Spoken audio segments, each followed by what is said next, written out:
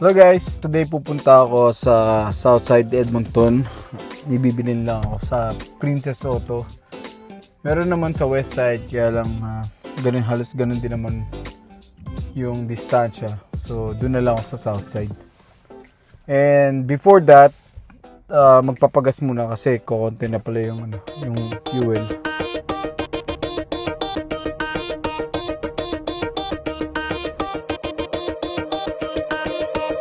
Know those moments when all your worries hit again and eat your time. Okay, dito na ako sa gasoline station and today tuturo ko kung paano magpagas sa mga hindi pa alam. Teka lang. May points card pala ako ng Petro, so insert ko muna yung points card. Then may lalabas na dyan, message. Please remove card. Then after that, tsaka nyo itatap tong payment card.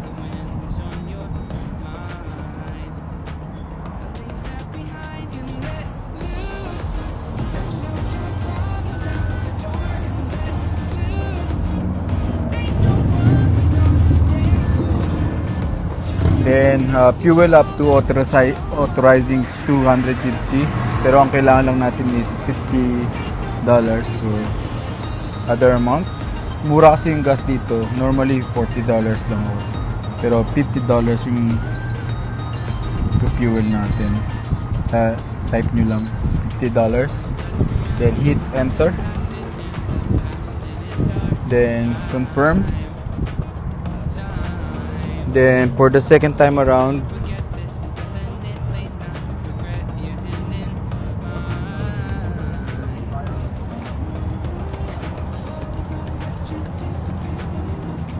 then follow nyo lang yung message. So remove daw yung nozzle.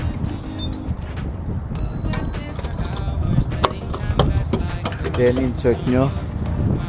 Then select nyo yung regular. Sa akin regular lang, 87. Then pwede na kayo mag-start. Mag-fuel. So ganun lang ka-easy mag fuel up ng sasakyan. Meron dito 89 yung plus clean, then superior clean. Pero yung sasakyan ko lang yun, regular lang. So 87 lang yun. 87 lang kailangan yun ever since. So titingnan natin kung hanggang sana abutin itong $50 na kinarga natin. Sa mga gustong magpagas na malapit sa area na to, dito yan sa Petro Canada along Argyle Road and corner of 75th Street.